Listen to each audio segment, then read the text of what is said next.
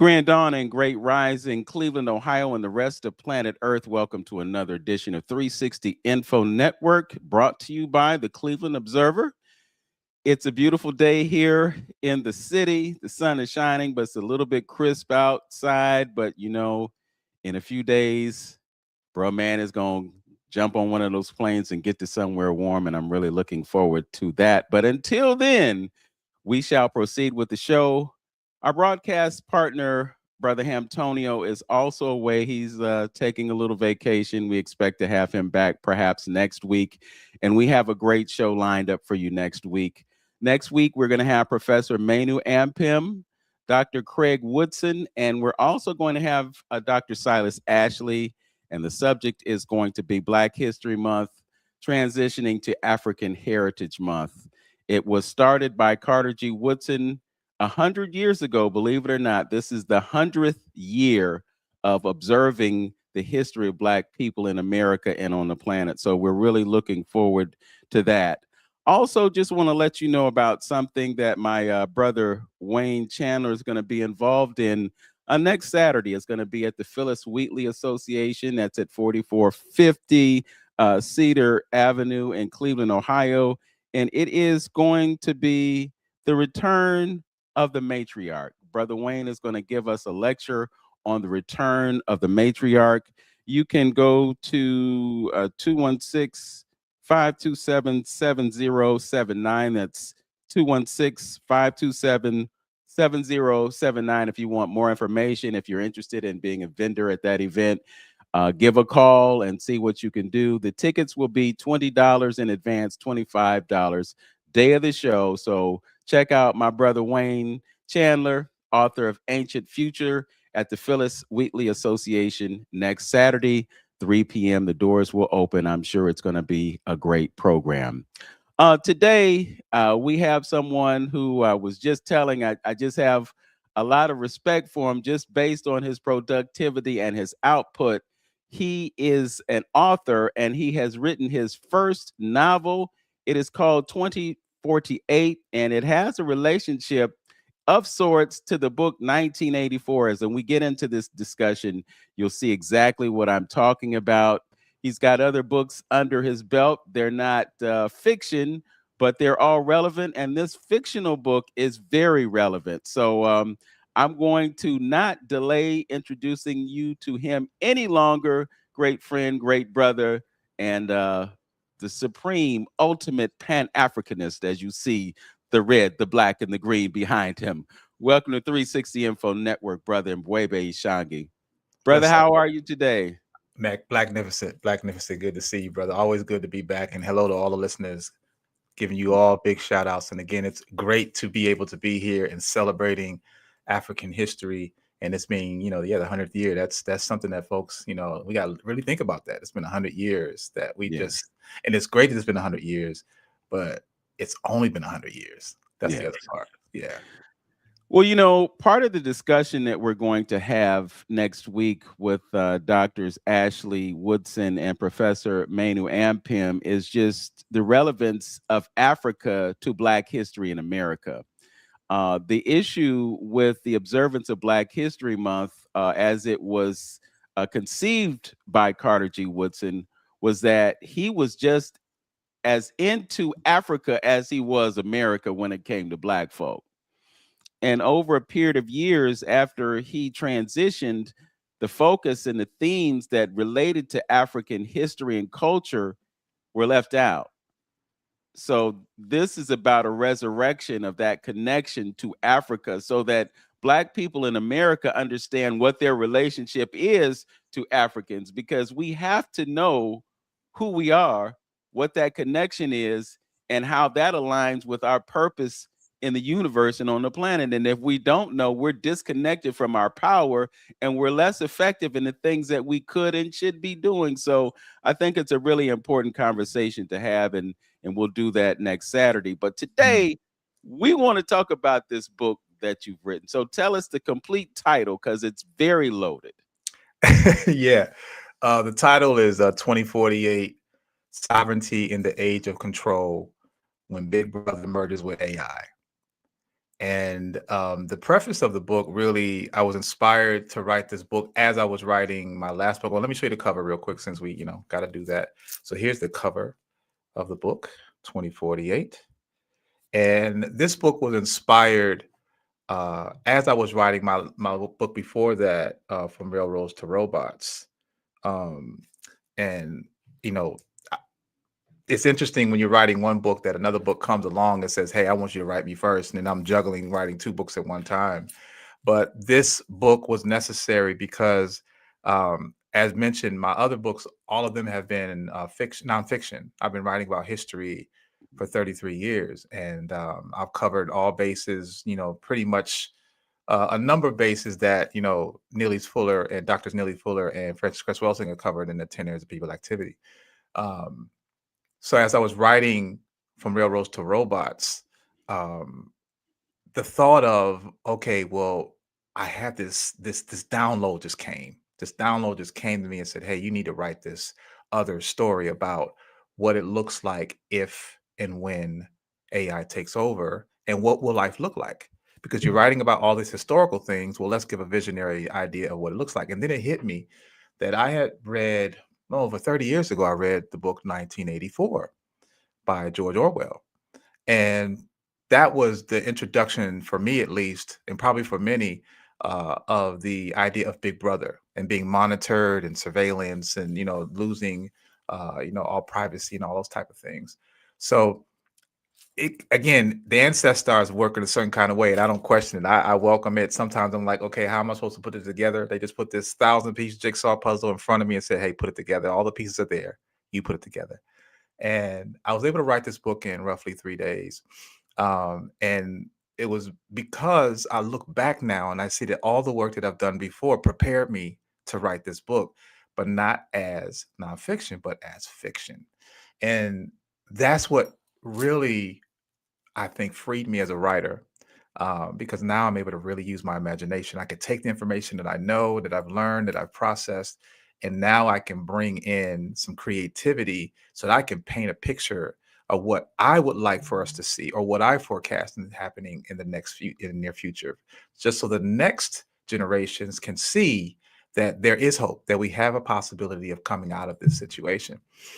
Um, so yeah, when you think about 1984, George Orwell wrote this book in 1949, and the original title, what I learned, was that it was called 1948, and he changed the date to 1984 uh, for a couple of reasons. One of them is my theory. My theory was that in the 1950s, we're talking about, if you think about what was going on in the 1950s, yeah, there was world wars and things of that nature, but for the most part, we're talking about, people pretty much have a trust in the US government. There's not that mistrust, like conspiracy wasn't even really a common word as it is today. Fake news, all those type of things, not believing in what our politicians say wasn't as, I say, alarming or loud as it may be today. And they're probably, well, not to say they weren't being corrupt back then, it's just that it wasn't out in the front for you to really see or know. But that era, where people are watching Leave It to Beaver and Andy Griffith show, they weren't watching like horror flicks and all these type of things that we see bombarded with all this negativity all day. So in seeing that time span, I could see where, if folks knew that the book was originally titled 1948 in their present state, and realize that the government is watching you, is doing these things to control you, there would probably be this big backlash, this panic, this craziness that would happen. And I'm not sure if the government was really capable of handling that as of yet. So I think that's one reason why he changed the date to 1984. Doing that allowed people of that present time to say, okay, well, it's coming, it's not here now, so I don't really have to worry about it. And that's the problem that we have, is that we don't have this generational passing of the baton. We're going to deal with our reality, and the next generation will figure it out, right? Not realizing the work that you don't do in your present time gets aired to the next generation. So now their problems are compounded because you didn't do anything. So I find that is also what happened with, it being prorated to 1984, that folks pretty much took their foot off the gas and didn't take these things serious. So this is what I learned that George Orwell was saying, is that if we do not take on these things head on, this is what's going to happen. So it's sort of like a prophecy. And so we can see today that those things have come to light. We've seen in the 1980s, we saw the movie Terminator. We saw Total Recall. We've seen all these movies that talked about the future where there's this split in society where there are those that complied and then there are those that didn't, that lived underground and they were scavenging and trying to live off of whatever they could. Well, we're seeing these things manifesting right now as we speak. And that's where I use the title for my book, 2048, in honor of, or not in honor, but in reference to Orwell's original title of 1948. We are roughly 100 years from Big Brother, is at least it being exposed to society and what it does. Only this time, Big Brother has merged with AI. So this book is pretty much a synopsis in synoptics, a story of a young brother from Brooklyn, New York, who has this ancestral calling that, he just, you have this thing in your mind and your spirit that's constantly wanting to connect with you. And once he finds out there is a connection he has with another brother in Kigali, Rwanda. And during this state, 2048, they're under a police state. They're being controlled by AI. AI is monitoring everything. We're talking about futuristic type of things. And so this brother, his plight is to get back to Kigali, which is a sovereign city that fell under the grid, didn't fall under Big Brother's control.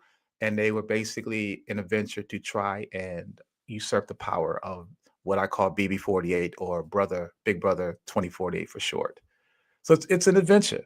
And not only is it an adventure, but it falls in the genre of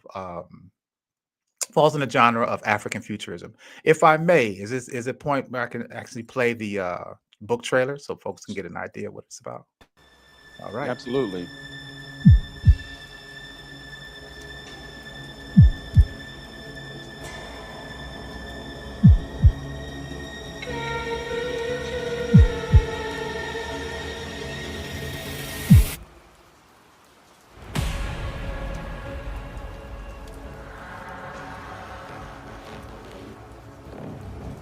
In a world where your dreams are not your own, Big Brother didn't die, he just upgraded.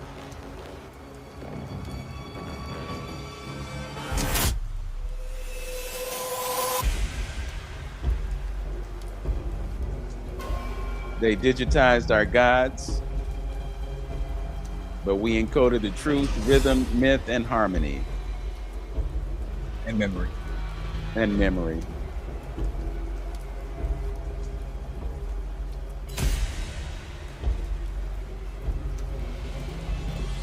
This isn't science fiction. This is a spiritual fact. Culture is the last code no machine can predict. Be in alignment with your assignment.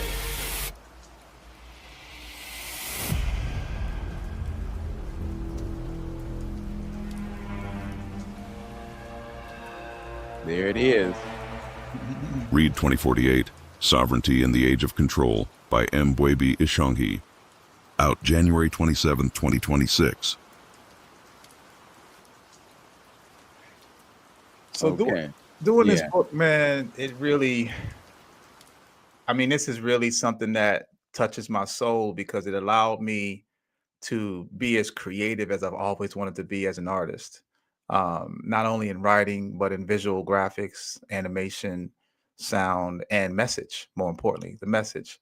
And so that's something that, this is really my greatest works to date. It's available in paperback, ebook, digital, PDF, and also in audiobook. I'll come out March 6th. One other thing I wanted to share too is that with this creating a fiction book, I started thinking about, and again, like ancestors were just like, yeah, we're gonna run with this. We're gonna put this stuff out, create this, create that. And I'm like, all right, I'm capable. I'm gonna do these things. And I can remember when we used to have when movies would come out and they would come out with a CD soundtrack, and this would be, compilations that would, help promote the book or, and, just stay in the same vibe of what the movie's about. And one day as I'm writing and, putting some things together, something hit me, say, yeah, why don't you do a soundtrack to the book? Now, I don't know if someone's ever done that before. And if so, that's great.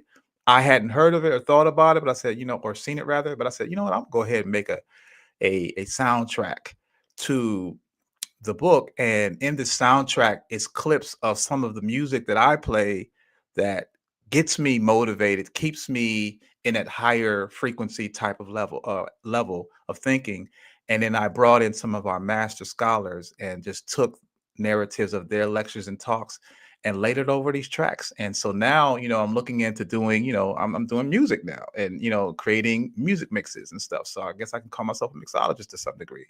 And if I may, can I play this clip just to give you a taste of what this soundtrack is called, a frequency stream? Yeah, I'm going to do that. But I just want to remind folks that some folks are listening on radio, so they can't see what we're seeing. Got you. So this is perhaps a nudge to you to check us out on YouTube, or you can go to the 360 Info Network Facebook page and you can see what we're doing live. So we'll bring that up right now. 2048, Sovereignty in the Age of Control, when Big Brother merged with AI. Out January 27th. African bloodlines did not begin with suffering, they began with sovereignty. Africans carry the primordial Edenic codes, the original resonance of Earth in her untampered form. This isn't just spiritual, it's energetic biology. These codes are embedded in the mitochondrial DNA, in the melanin. And on the other side,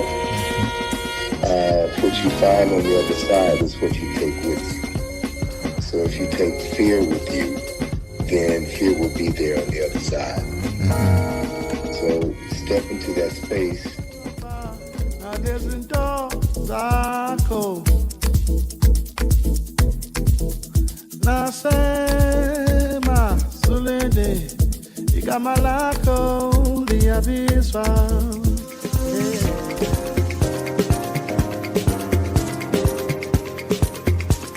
Swaziland. There you go.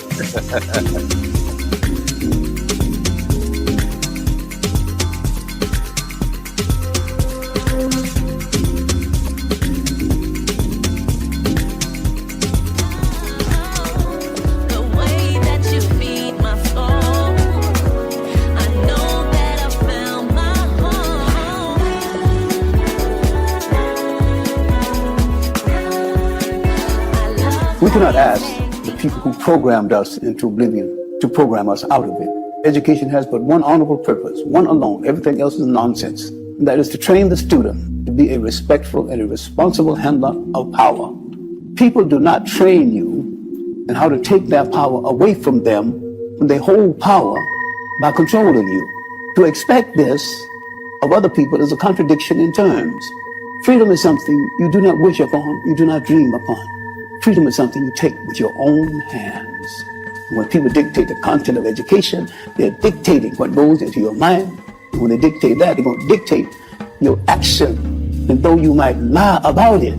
So long as you are in this position, you are some form of a slave. Free yourself from it. Do not expect others to do it for you. We stop begging at the door of people who reduced us to beggars. What I dreamt wasn't real till I met you. What I felt. Read 2048, Sovereignty in the Age of Control, when Big Brother merged with AI. Out January 27th. Just a couple of things, brother. First of all, you invoked back in the day Cornel West doing spoken word over music. Mm-hmm. So you took it to the next level. I'm thinking, you're giving Questlove some competition. But secondly, that is a brilliant idea. A soundtrack for a book. I don't think I've ever heard that, but what you just shared with us was an impetus to connect with this, because there's just so much richness in the voices that you hear along with the music and the music itself. I was hearing Roy Ayers for a moment, mm-hmm. and it's ironic, and I know this is just kind of an aside, but I was on YouTube the other night and I heard someone describe a 6-2-5-1 chord progression. Mm. So I went to my piano and I started playing this 6-2-5-1 chord progression. And then yesterday I discovered that if I start with C, I'm playing the song Roy Ayers wrote called The Third Eye. Mm. And I was hearing that when I Yeah. was listening to your track, and I'm like, wow, you know, Yeah. this is how all of this comes together. So Yeah. you wanted to make a point. Yeah, man. As every time, music to me has always been sustenance. And I've always been, you know, from the day, and that's the thing is that what is music but it's frequency, it's sound, right? And there's so many things in music, not just a feeling, but it's code. You know, it's binary. It's something that touches your not only inner soul, but it goes into your bones. It makes you want to move. This is what makes us so rhythmic, right? But we look at it just as a gyrating type of thing, and it's not just that. It's something that is frequencies that's feeding your body, feeding your soul. And so being a music lover as I've always been, when I still play this several times a week. Not to blow my head up, but because of what I have in there are tracks that I wish I was in the studio when these musicians were making these tracks. I wish I was that fly on the wall. Or and then when you lace over a John Henry Clark or a Baba Jegna Anthony Browder, when you put scientific folk on there, there's one in there that I have. It's a poem called Assignments for Return Before Returning to Earth. And this thing, I mean, this poem is so deep in regards to making you realize that this experience we have here on earth is so temporary, that we've come from somewhere else, and that there's someone that devised a plan or instructions on how to operate when you come here. And what is your mission? And that's why having there, you know, be in alignment with your assignment. We've been here, we're here for a reason. You know, this isn't the end all to be all. There's something more before and after this. So the goal is to get here, earn your stripes, and return, as the poem said, return with some great stories and some scars and great stories. So music to me, I felt like, well, how can I get folks to one? You know, reading has been one of, I'll say, it's been indoctrinated that it's a challenge for us. We're not interested in reading. So okay, I'll do the audiobook. That's great. But you know, what if I bring in music? And I know I'm not the originator of putting music over, narratives, but I said I want to do my part. And so this is where I really feel like when you play something that it taps into the listener, and that's the type of energy I want you to bring when reading 2048. Mm.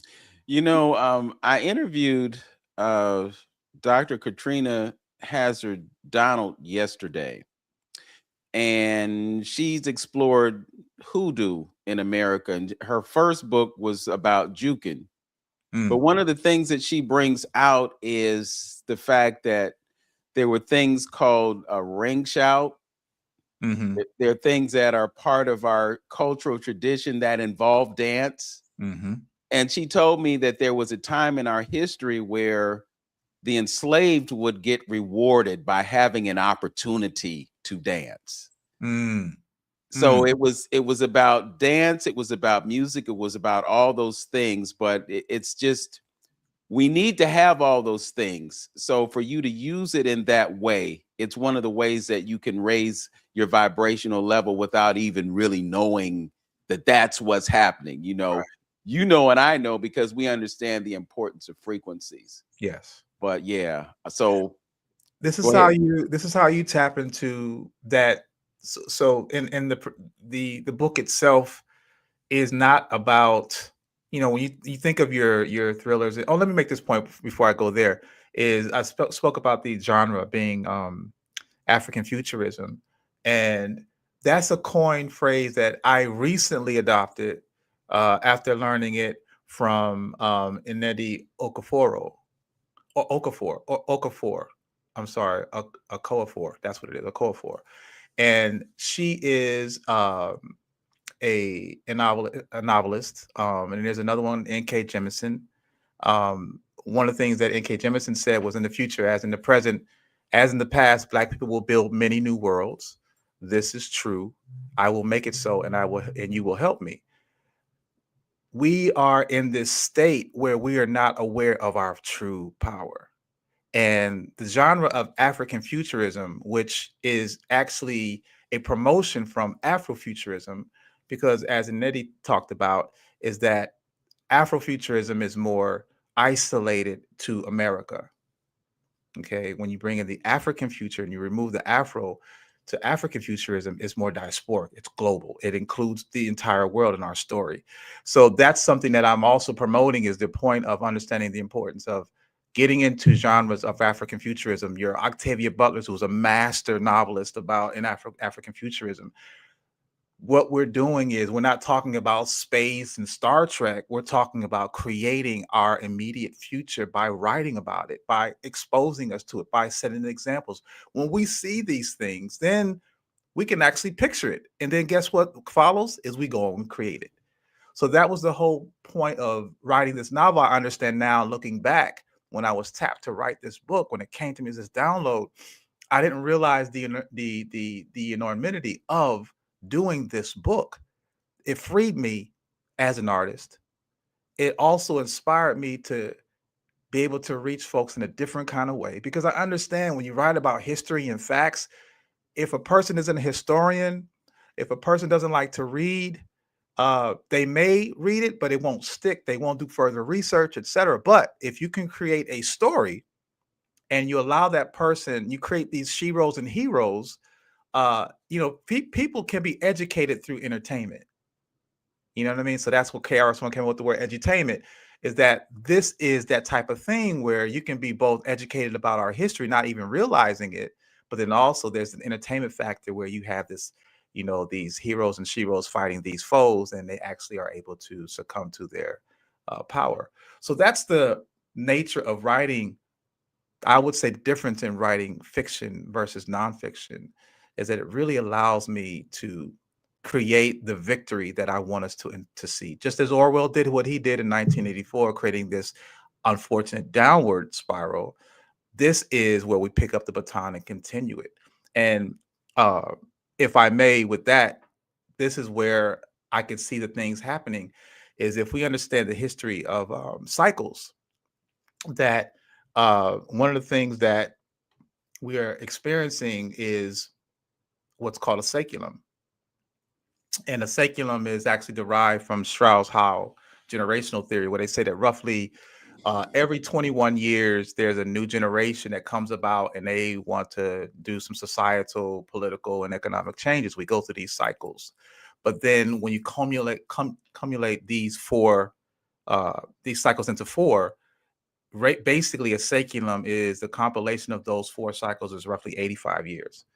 So it's interesting to note that I'll even round it off to 100, as when I wrote my book, From Railroads to Robots, I'm looking at the works of what John D. Rockefeller did in regards to controlling the oligarchs, one of the most notorious oligarchs of our time, where he's controlled not only the oil industry, but he's controlled the educational and the pharmaceutical and medical industry. And so we're seeing the remnants of his misdeeds today when we see that we have the highest forms of mortality. We have the worst health in decades, probably in the last 100 years. I remember my grandmother used to say that the food that I ate when I was younger doesn't taste like the food it is today. So she's like, I still eat meat, but the meat is different. It really isn't meat today.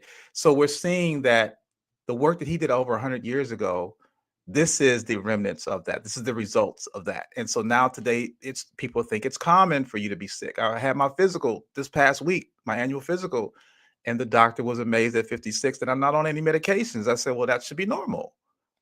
You shouldn't be on anything. It doesn't matter what age you are, but we are not told that you have permission to age gracefully, that you have permission to, when you transition, that your body is an asset to the land and not anything the opposite. So these are type of things that we're actually seeing with this cyclic change of a society that is going through a dramatic change, which means it will get chaotic, it might get crazy, it probably will be detrimental for a lot of folks. We all might not make it, but at that point, we're also seeing the reemergence of something new. So I actually am celebrating this era.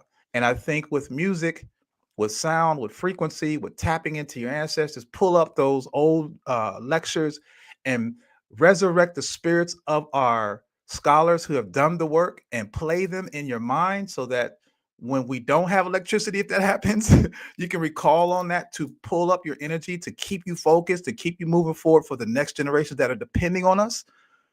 This is important. And that's the reason why I think the book 2048 as well.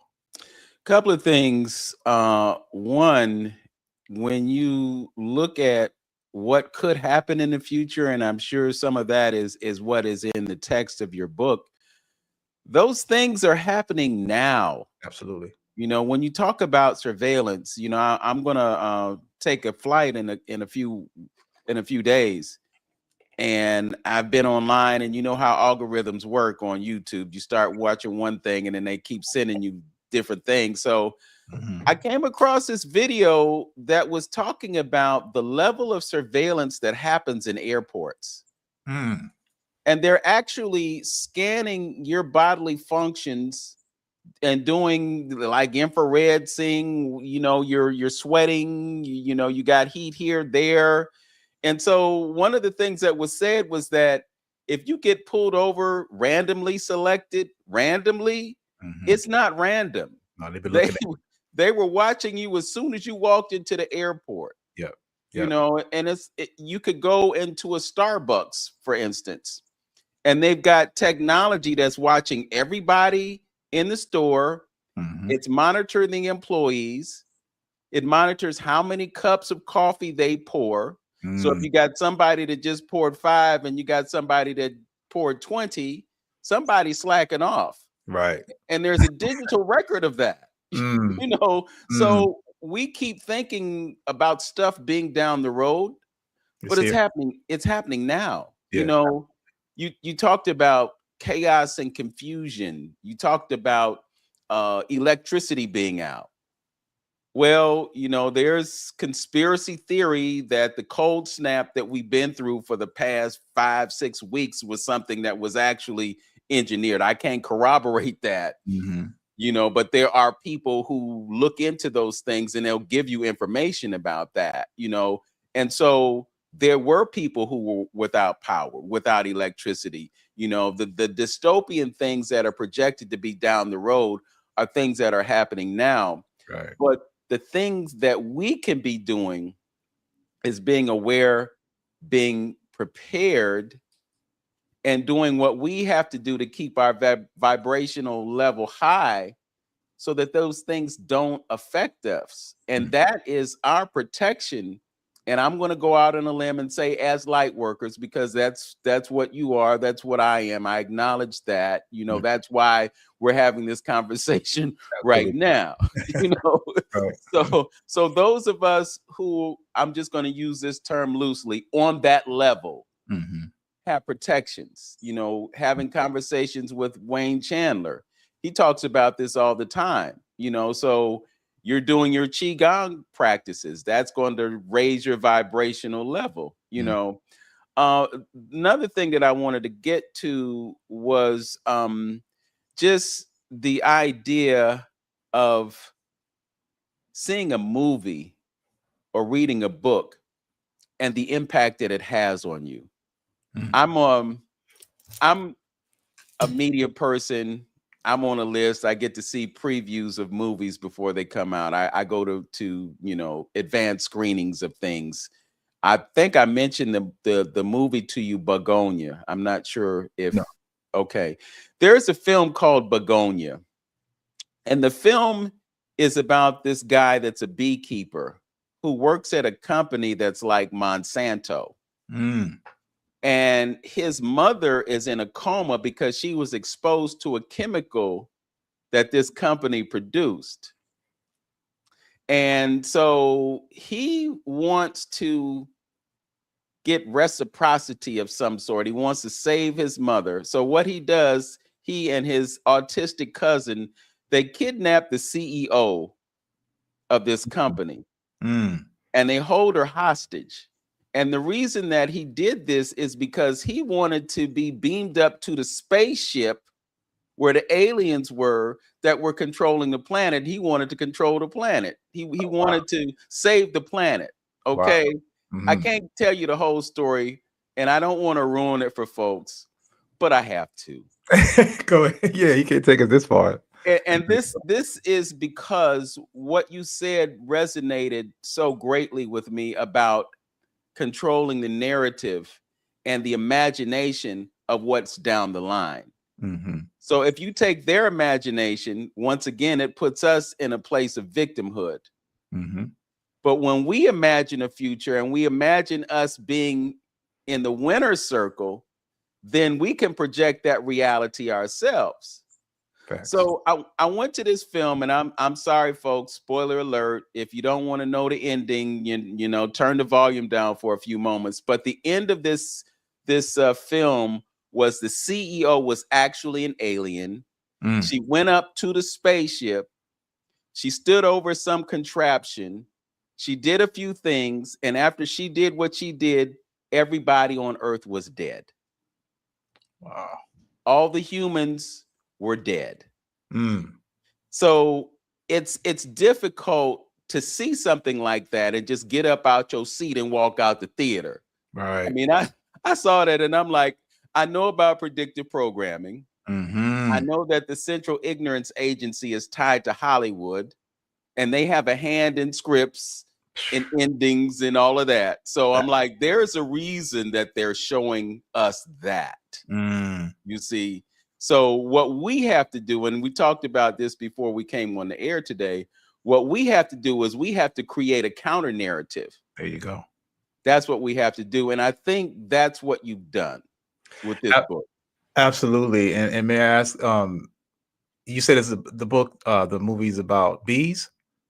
No, it's about the beekeeper. Yeah. So bees are involved. Mm-hmm. And if we understand, most folks, you know, are probably just now getting exposed to. If you're not, you need to do some research on about the importance of bees, because we want to kill them, swat them away.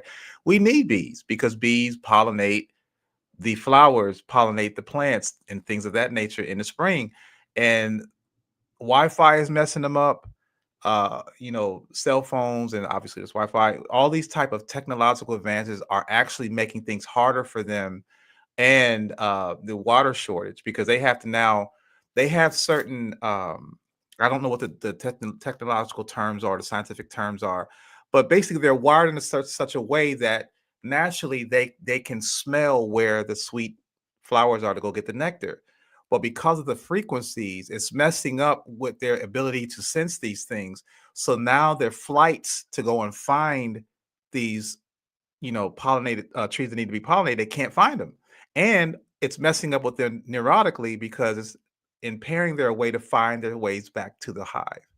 So we're seeing that we need bees more than anything else. And, you know, again, we see them, we want to go get some, you know, whatever wasp killer to kill them, when in actuality, they're not even bothering us. Yeah, they'll fly by, and yeah, we're worried about getting stung, but they only sting if you mess with them. Now, I'm not sitting here trying to walk around and have a bunch of bees on me. No, I would, I would go crazy. But the point is that, you know, we don't understand the connection of everything that we need. And so if something is happening on that small scale where bees are having the inability to collect pollen and reach home, that's on a minute scale. It's only going to, if you continue to have the situation, it's going to get larger and it's going to affect us eventually. Well, we'll be walking around not able to find ourselves home. You know what I mean? So we have to understand that everything is interconnected. And the way that this technological world is booming is going in that self-destruction type of mode. But this is the opportunity, as you mentioned, for us to become involved. Let's learn about these scientists and what is our counter. Do we need beekeepers? Absolutely. Do we need code writers? Absolutely. Do we need to know how to harness power without being on the industrial grid? Absolutely. Do we need to know how to capture water? These are things that, in case, and it's not a doomsday type of mentality, it's an independent mentality. If we think about before we became dependent on this industrial grid of having water and getting our food from their markets, etc., we did for ourselves. Our great grandparents farmed. And they didn't farm because they were poor. They farmed because they were self-reliant. They didn't have to worry about somebody feeding them because they could feed themselves. They could collect their own water. They could create their own shelter. We got disillusioned, thanks to Rockefeller and party, to do away with doing for self and trade for getting these digital not digital, but these certificates of higher training for these jobs that he conditioned us to be as workers and not thinkers. And now we're finding out the jobs are no longer being here because they're being replaced by AI. So we're actually being forced to become independent and farming and all. We're being forced to do that. Now, it's not going to be a choice. If you want to eat, if you don't have food, you better learn how to grow some. So this is actually, again, and I'll use the Adinkra symbol or the Adinkra term Akaben. This is the call to arms for people to wake up and understand that it's going to take, if you want to survive, you're going to have to take on certain skills. And we're not talking about skills that'll get you a six-figure paying job, but skills that are just allow you to keep food on your table. How do you create heat without having firewood? How do you, all these type of things that we're going to need to know, because eventually, if a grid goes down, that's one thing. Another one is that you're going to have to make a choice. You either get chipped or you don't. And, most people say, I'm never getting chipped. But you'll be the first one in line when your belly starts growling or you don't have shelter over your head. Mm-hmm.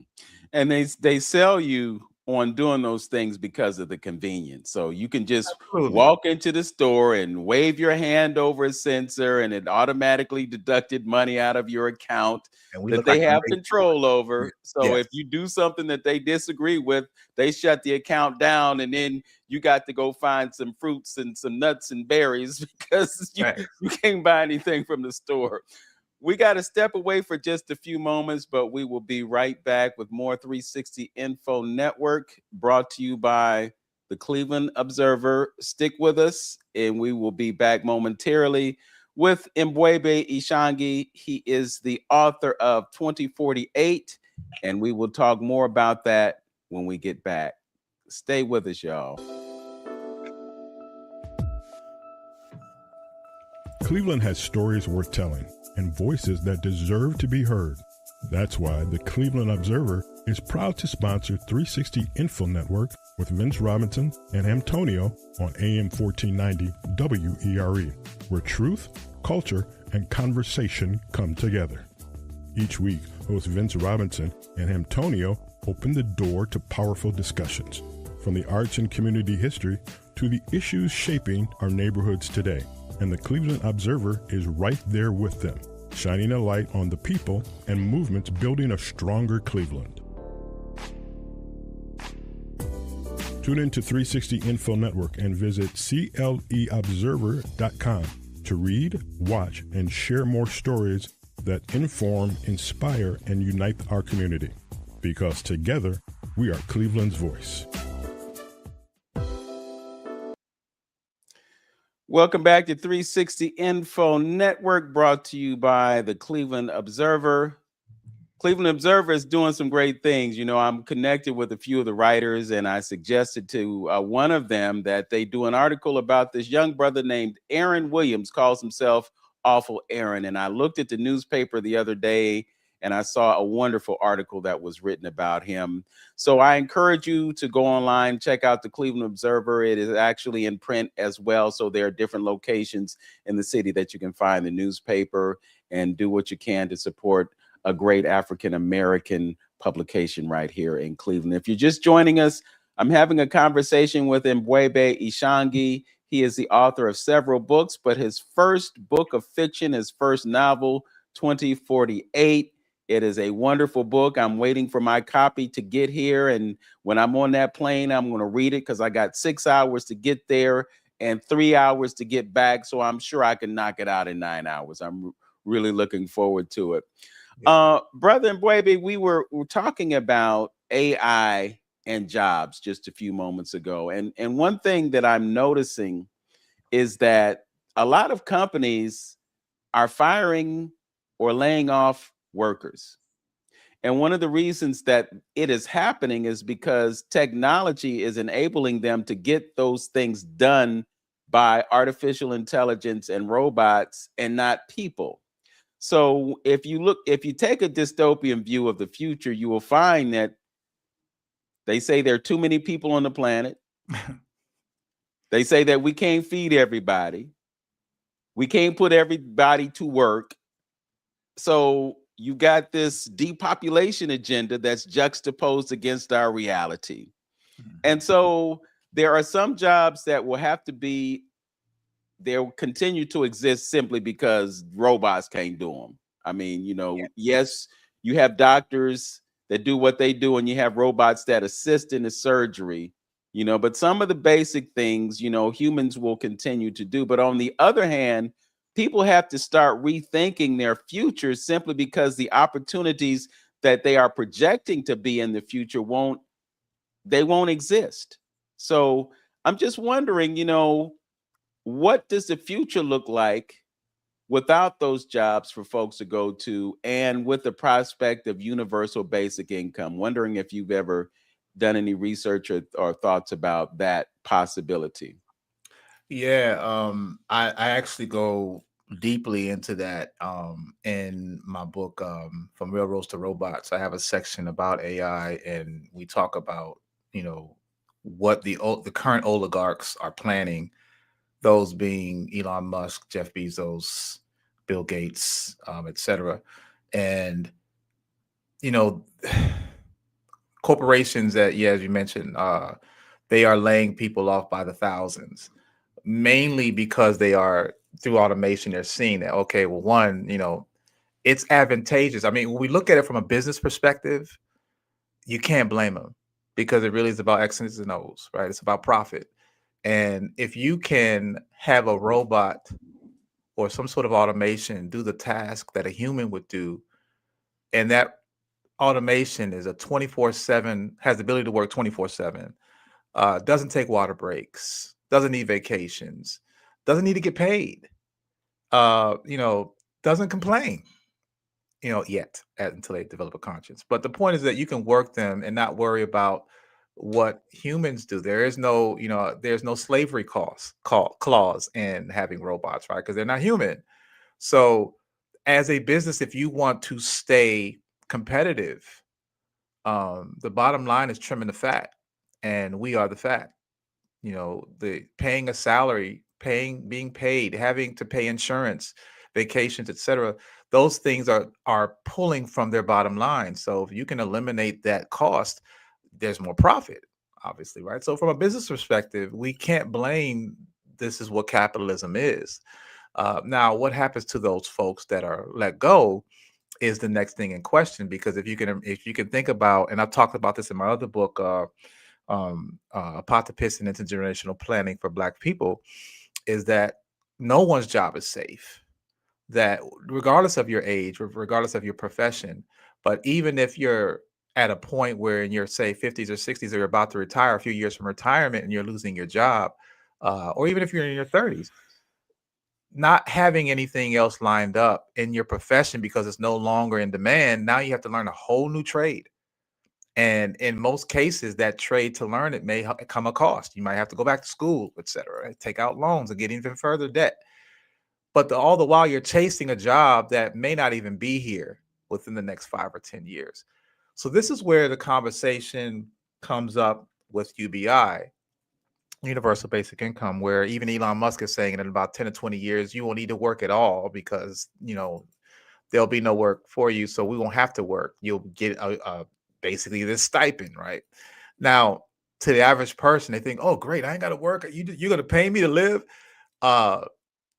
Trust me, you're not going to be living high on the horse, and there's going to be some compliance that you will have to agree to be part of this UBI system.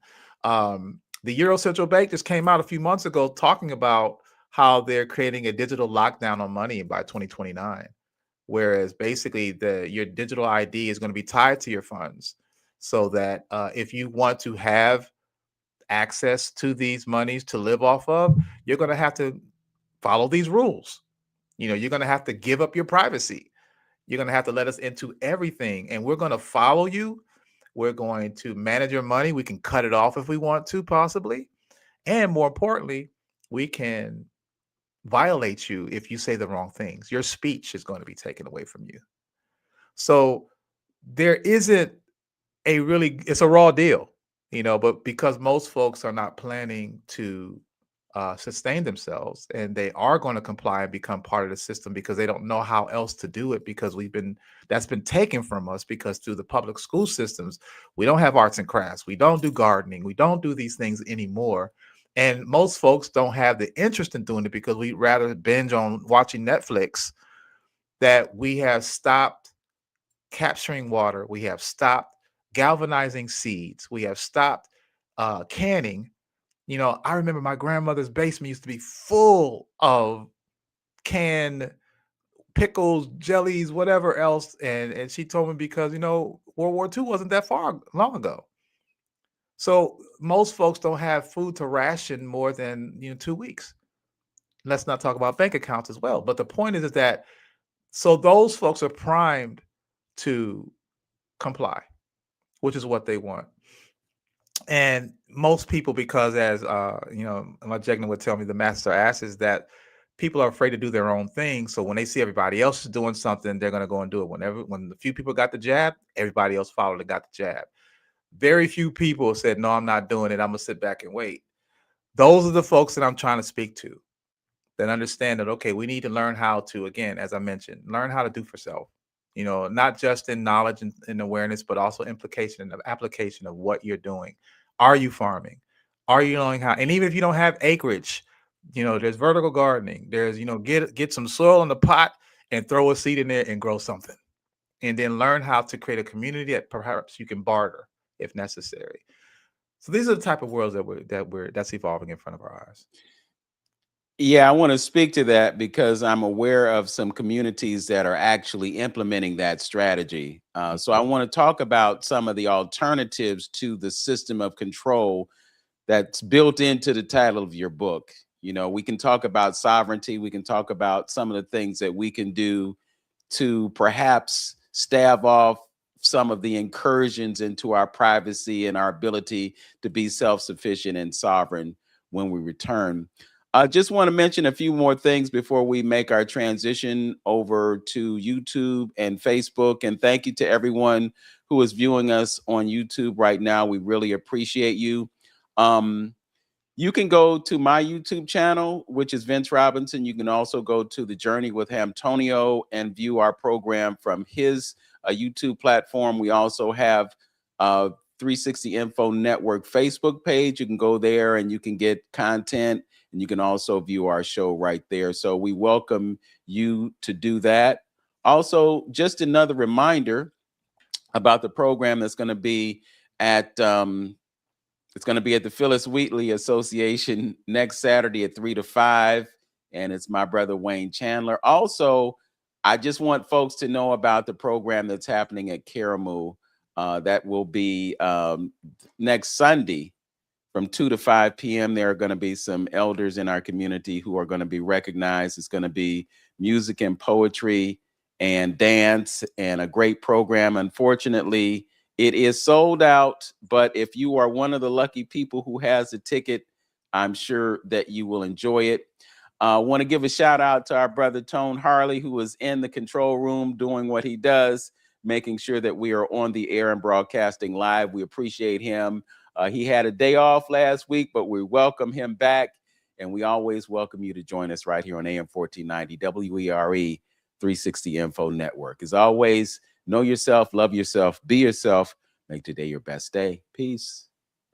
All right, we are live on YouTube with M'Bwebe Ishangi. We're talking about this great novel that he has written, 2048. It's got a rather long title. I'd like to give him the opportunity to give that all to you. And we're talking about the present and we're talking about the future. We've got this forecast that there won't be jobs for folks to go to. We're talking about the fact that they're going to have complete control of your money, or at least partly complete control of your money. But there's this world called decentralized finance. So I want to explore that a bit. And I know that Brother M'Bwebe is very heavily involved in that world. So let's talk about decentralized finance. Do you think that it is an alternative to the system of control that they want to place us under with central bank digital currencies? And some folks are saying, even if it's not a central bank digital currency, they're going to have stable coins, and the stable coins are backed by US treasuries, and they'll have programmability. And if they want to shut things down, I mean, you look at what happened in Canada a few years ago. We didn't even have CBDCs back then, and they shut bank accounts down for the truckers and the sympathizers too. So what are you seeing? Do you think that it's possible for us to exist in a decentralized financial world that will give us access to real world assets, control of those assets, and an ability to survive this dystopian future that they're creating for us? Wow, that's in theory, yes, I think that it's possible.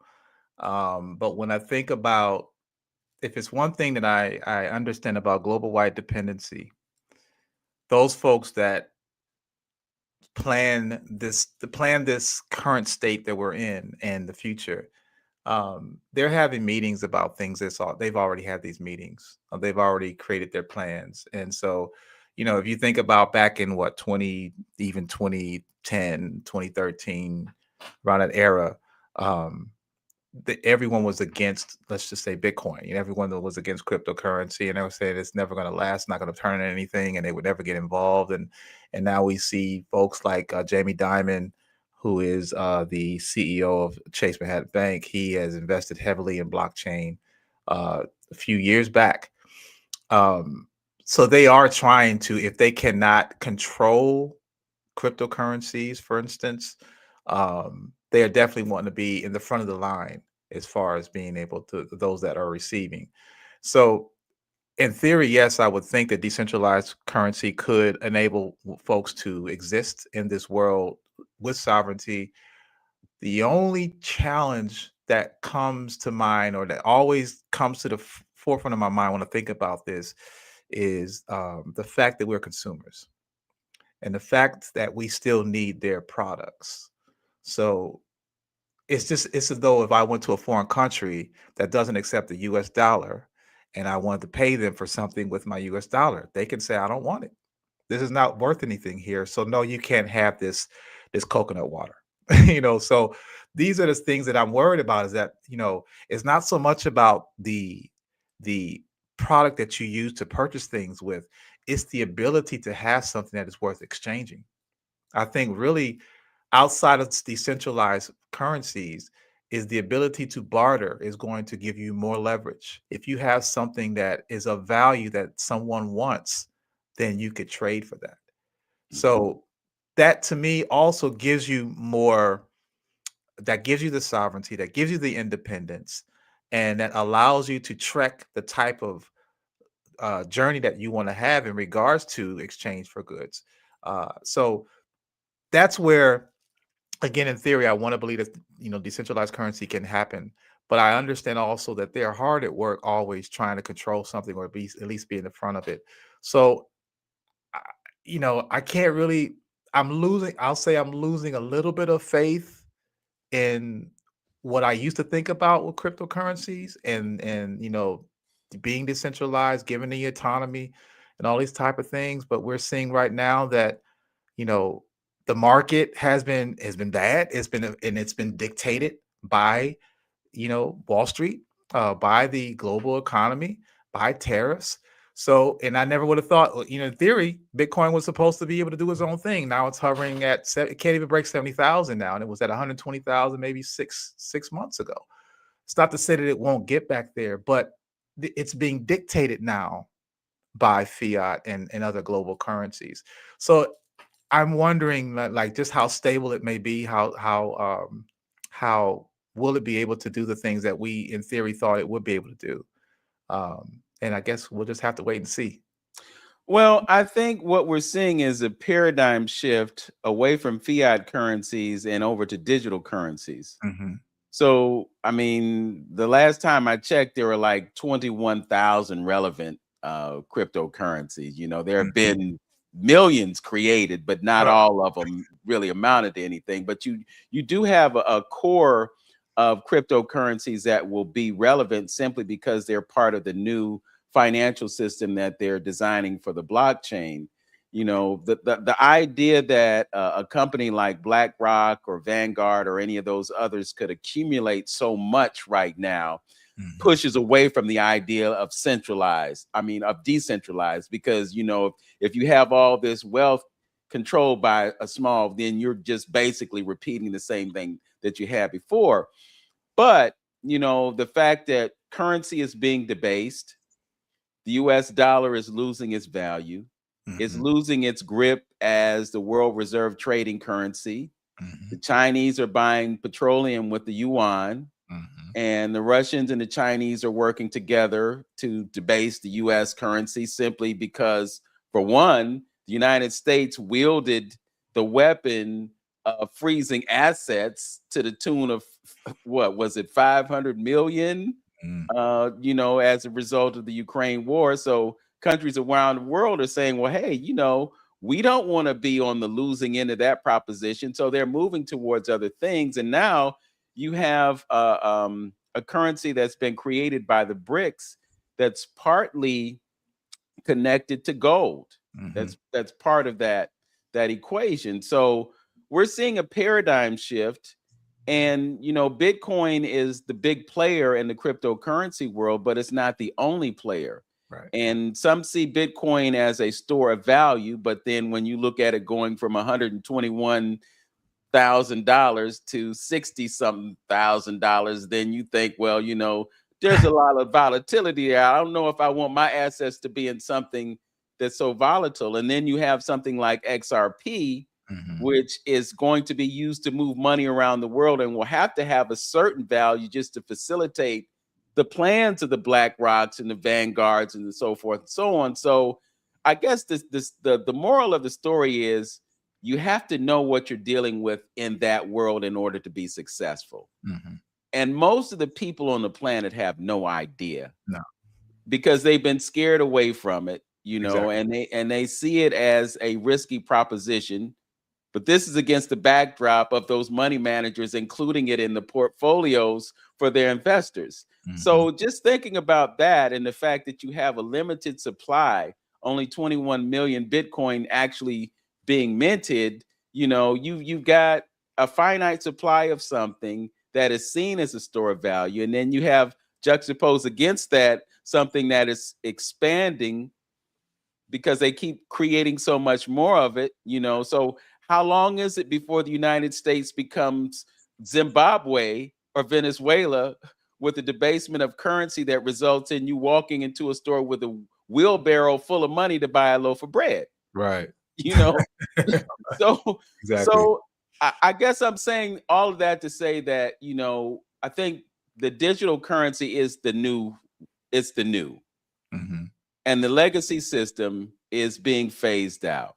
So I think it's going to be relevant. You know, there are some people who say, well, you know, Bitcoin might lose all of its value. I don't know that I see that happening just based on, you know, the economics of it. So, but I wanted to mention this, M'Bwebe, because again, I saw a video of some folks who have a community somewhere in this country where they have solar panels, where they have access to an aquifer.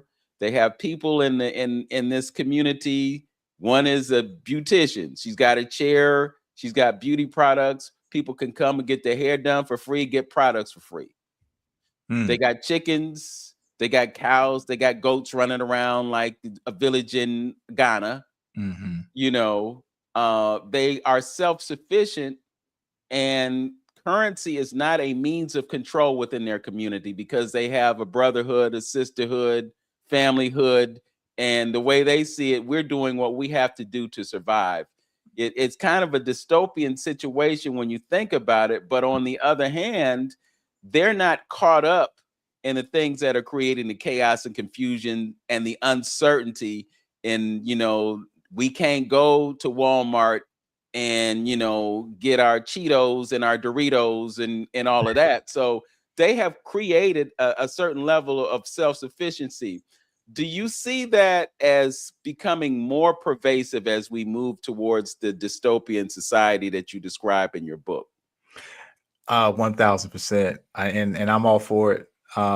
Because it gives me that the idea of the back to the future type of mentality of, using Sankofa to understand that, we've now the current industrial system that we live in is really just over a century or years old. Again, we could, if you had any great grandparents, and I'm talking about our age great grandparents that were still here, they could tell you life was much different. And so they did toil land, they did grow food, and they even worked a 9 to 5. But my grandfather had a huge garden in his backyard. When he came home from work, he went and worked on his garden.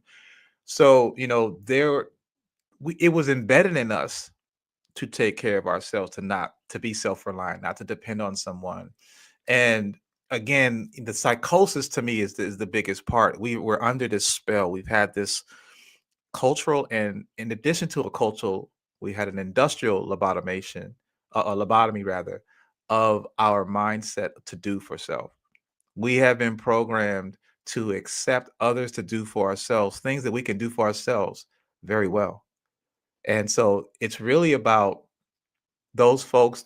We just need examples. This is why, I also teach STEAM and or STEM, is that, we've created societies. And I'm not just saying what we did in Kemet. We've done things, we talk about, people want to talk about Black Wall Street. Well, there were, Jessica Gordon Nimhard talked about how there were over 600 Black Wall Streets. So we created communities not only just primarily out of the need, because no one else would help us. So we helped ourselves, but it also gave empowerment. It enabled us. And because we did so well at it, that's why they created this system to pull us away from and make us think that Joe's ice is colder than ours. So they integrated us because we did so well doing for ourselves, because they wouldn't give us the chance or the day of light. So I welcome, I promote, I can't speak enough about seeing these examples of folks that are creating their own tribe. It doesn't have to be a town. It could just be a family of 2 or 3 different families, and you start and you scale from there. But we have examples out there, and it really comes down to creating, growing, cultivating a product that you can barter. And at the baseline of it all, when people think, well, what is it that I should create, or what is it that I do? Water, food, shelter. Those are the 3 things we need to survive. You can get away. You don't have to have power. Yeah, people go crazy without having Wi-Fi, but you can live without it. You can't live without water, can't live without food, and you can't live without shelter. So if you concentrate on just those 3 things, or one of those 3 things, and then find someone else to pick up the other 2, then you're creating a community. And that gives you the ability to say yes or no when they come and say comply or not. You don't have to tell them no, but just don't comply, because you can take care of yourselves. These are things that I project in 2048. It's a natural thing. We think that hard work and working the land and growing food, you're poor. No, you're actually very rich. If you have a backyard full of fruit trees, you never have to go to whole paycheck to buy food. It's in your backyard. So think about how much money you're saving. All you got to do is go out there, and you got to cut and weed and all that. That's work, but it's also feeding you. So we just have to understand that get out of the mentality of having someone do for you and do for self. It's as simple as that. Well, when you talk about feeding yourself, it's really so much about convenience. You can walk into the store and pick up a plastic bag and open it, and you eating, But when you do that, you don't really take into consideration all that had to happen for those things to be created. Yeah. And so part of the scaling of these products is to use a whole bunch of cheap ingredients to maximize the profit. And then you eat something that's a whole bunch of chemicals. I remember Dr. Layla Africa talking about that. You eat these refined products, but then when you understand how nature is, Your body is a food processor. Oh, You eat the apple, you chew it up. The digestion process starts as soon as your saliva starts flowing. You yes. know, and then if your body is well tuned, within an hour, it comes out the other end. Yep. You know, so basically what he said, and I can say this because we ain't on the radio, but basically what he said is, you're eating shit. Yeah. You know, Yep. Absolutely. you know. Why would you eat? So the whole idea is, when you have all that stuff taken away from you that is created in the interest of capitalism and consumerism, you know, because we're the ultimate consumers on the planet. I mean, you know, we the ones walking around with $300 sneakers on because they make us feel good about ourselves and they get us respect in our community, you know, but the consumerism is what's killing us, because the food that we're consuming is killing us. So if you were growing your own, then you would be in a completely different paradigm, because you wouldn't be taking in the things that Rockefeller left for us to live on over 100 years later. I got it, man. Thank you for going there. That's a great segue, because this is why I'm gonna bring up this title again. From railroads to robots, the evolution of power and wealth, eugenics role in oligarchs and monopolies. And I know I do have long titles. My son gets on me about it all the time, but I'm like, look, I gotta get your attention and tell you what this is all about. But anyway, there's a chapter that I have on Rockefeller, and it talks about how he is controlled everything. I don't know if this is backwards or not. I hope it is. It looked like it's backwards. But anyway, in this book, it talks about pretty much the whole design of the industry, the food industry.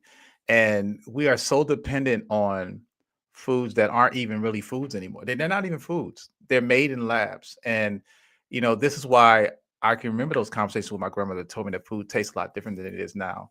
And it's more available. Think about this. The main food that folks eat per day is chicken and fish and beef, right? So I did this for my STEAM class. I did this before, living in New York City, 9 million people. I just did this round number. If people are eating 3 meals a day, 9 million people, that's 27 million meals that has to be created, right? Let's just say 80% of those meals consist of fish, chicken, and beef. So I don't know what the number breakdown of that is, but I'm sure it's about 20 million, right? So that means there needs to be 20 million plates of fish, steak, beef, whatever, and chicken per day. Where on the planet can you see that amount at one time? Now, maybe fish, maybe. Cows? No. Chickens? Not at all. So, and that's just for 1 day consumption, because tomorrow we need another 27 million meals or 20 million meals. So what if you can't see that many chickens and cows and fish being laying somewhere about, as we were told they're grazing out in the yard and out eating hay and whatnot, then where are they? What is it that we're eating? And so that's what really was an easy go for me. I did this 30 years ago when I gave up meat. I understood easily that this is stuff being manufactured. It's not the real thing. And you're not eating that one chicken. You're not eating that one cow. It's a compilation. They're grinding it up and putting it. Some of it they're eating themselves because they're repurposing. We have no idea what we're eating. And I give shouts out to, Layla Africa for the work that he did. He was a great, great Jegna of mine. And all the other writers that, and historians and nutritionists that writes about, and our current ones today that talk about the importance of diet, because that's the one thing that holds us alive right now. And we're wondering why we are these walking, as Layla said, we're these walking graveyards. We're eating these fast decaying foods, but we're not relieving ourselves. So, we're having these foods in us for decades, and we're wondering why our energy is low, our breath stink, our body smells, and we have no input or output as far as energy from our bodies because we are killing ourselves slowly. And who's telling us to do this? The guys in the white lab coats who refuse to ask you about your nutrition when you come to see them for a physical. Instead, they want to give you some prescription for your high blood pressure. So these are the things that we're facing, is that there's so many, and I get it. It's I'm sure you understand too, brother. When you wake up, it's like there's so many things that you have to try to readdress and unlearn and then apply those things. You're trying to Africanize yourself, which means you're going to have to look at your diet. You're going to have to look at your spiritual system. You're going to have to look at your psychology of how you think and process information. And so it can become overwhelming. You're like, you know what, forget it. I don't have time. I'm just going to let it be because I don't have the time or energy because there's so much. That's how, and this is why I'm so happy for the works of Drs. Neely Fuller and Francis Cross-Welsing, who broke it down into 10 areas. If you look at these 10 areas, this is that blueprint that global white dependency uses to keep you in this mind state. So if you can attack those 10 areas and address those, you have a better chance of living better. Yeah, it'll be chaotic because you're probably an anomaly in your family, but hopefully you can be that example to inspire and you'll find tribe along the way. Yeah, and it really is about being an example, because it's a very powerful phenomenon. When people can look at you and say, like they look at me sometimes and I tell them how old I am and they be like, what? But look, I'm doing everything that I can, exercising, eating good food. Most of the meals that I eat, I prepare myself. Absolutely. And it's like when you go out to eat, you're rolling the dice because you don't know what you got. Man, even if you get a vegan burger, you think that they cook that vegan burger in some vegan oil? They put in the same oil they made that Whopper in. Yeah. We got and the same oil that they used 2 or 3 days ago. And the oil that's runoff from Rockefeller's oil. Yeah. It's also toxic. Yeah. So yeah, it really is a roll of the dice. So I think the best thing that you can do in order to know what you're eating is to buy it yourself. Facts. You go to Denny's, you go to Red Lobster, it's going to be bioengineered. It's going to be full of chemicals and fillers and all that other kind of stuff. Mm-hmm. And yeah, it tastes good. Mm-hmm. It's engineered to taste good. But then, you're following the paradigm that they created for you. U.S. Department of Agriculture says 3 meals a day, all these things that you're supposed to eat, But the reality is less is more. Absolutely. Oh, my God. I tell people this all the time, like understanding intermittent fasting and autophagy is the key to a better life. Again, we've been programmed. And I use this analogy all the time is that, think about this. If you're eating 3 meals a day, if you get up in the morning and eat breakfast at 7, it usually takes anywhere between 6 to 8 hours to digest food. So if you're eating at 7, the food should be fully digested by like 2 or 3 p.m., right? But you're going to eat lunch at 12. So you're going to eat lunch at 12. So it hasn't fully finished digesting breakfast. Now you're eating lunch. So now it's digesting breakfast and lunch now. It's going to take another 6 to 8 hours to digest the lunch, 6, 8 o'clock. Now you're going to eat dinner. So you're going to eat dinner at 8 o'clock, 9 o'clock, and then it's going to take another 8 hours for that to digest. So it isn't going to be until about 3, 4 in the morning that it's fully digested, 3 meals for the day. So what happens now? It has 3 hours of rest before you get up at 7 and eat again, right? And they say that the body repairs when it doesn't have to work. It heals. So if it's spending 21 hours a day out of 24 digesting food and only 3 hours to rest and repair, think about why when you get in your 30s and 40s, you're putting on this excessive weight, why you have high blood pressure, cholesterol levels are crazy, all these type of things, because we have been running it's like running a car at 100 miles an hour for 20 years. It's going to break down. And they understand that because this is the slow drip that the medical institutions that Rockefeller created, saying that holistic practitioners were quacks, that they weren't they didn't really know what they were doing, and they said, don't do away with holistic and herbal medicines and go into this science-based and pharmaceutical-based type of industry where we're going to give you prescriptions that'll never cure you, but you won't know that, but you keep coming to get prescriptions every 30 days. They created this system where it's a slow drip mentality methodology, because hospitals are like hotels. They have to stay booked to make profit. These beds need to be filled. If you find a hospital with no beds, with beds that aren't filled, the hospital's going to shut down. The pharmaceutical then is going to feel the ramifications of that, because it needs to push drugs to keep people in the beds. So we have to understand this tethered cycle of money making that Rockefeller orchestrated. Like, Rockefeller is larger than oil. And that's what I talk about in this book. I have an extensive chapter in Railroads to Robots about him, because his mindset was he wanted to create a nation of workers and not thinkers. But then, being not thinkers, then you're going to do whatever I throw at you. You're going to eat these 3 meals a day. You're going to follow the quote unquote food pyramid. You're going to eat these things and think that when I get older, I'm supposed to decay. I'm supposed to have issues because my grandma did. No, you don't have to have that same type of lifestyle. They say, is it in your blood? What's in my blood is the menu. I've inherited the menu that they ate. That's why you're overweight. This is why you have, lethargy and all these type of things in your system, because you are following the same menu that folks that eat these type of things. Basically, these are the ramifications of that.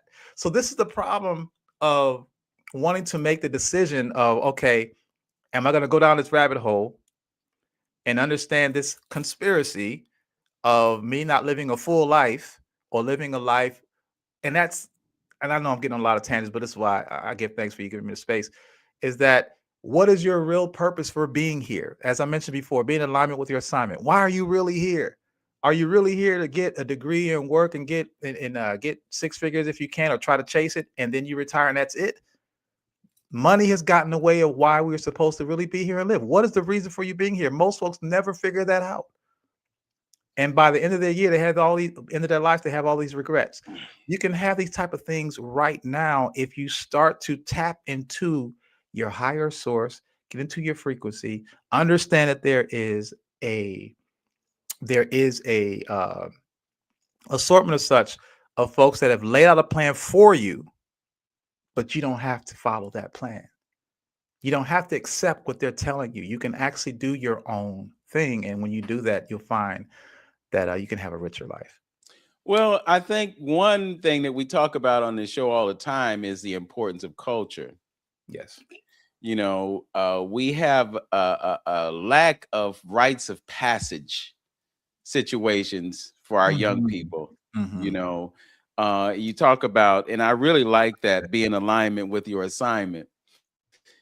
Or knowing your purpose in life and understanding that the system is created to keep you away from that. So when people are thinking about what they're going to do with their lives, they're motivated by, well, what's going to pay me the most? Yep. And it doesn't have anything to do many times with your purpose at all. So you take this job thinking, man, I'm going to make some money. But then they just pull you into a paradigm of debt and enslavement. So because you have that job, you can't live in a small house. You got to have a big house. Mm-hmm. You can't drive just any regular car. You got the flaws. So exactly. You end up in debt. If you went to college, you got student loan debt that you pass on to your heirs. Mm-hmm. It's a system that sets you up for failure. And it has a lot to do with the fact that you are not living in your purpose. The most important thing that you can do is figure out who you are and why you're here. And that determines what you're supposed to be doing. Simple things, Absolutely. Secondly, we have to be more in tune with nature, because everything is really against nature. Mm-hmm. We get up in the morning and the first thing we do is we look at our phone, and what happens when you do that is that it has a direct relationship to your dopamine and your hormone levels. And then you got the blue light that's coming off the screen. Mm-hmm. But what's supposed to happen when you get up in the morning is you're supposed to face some sunlight. Mm.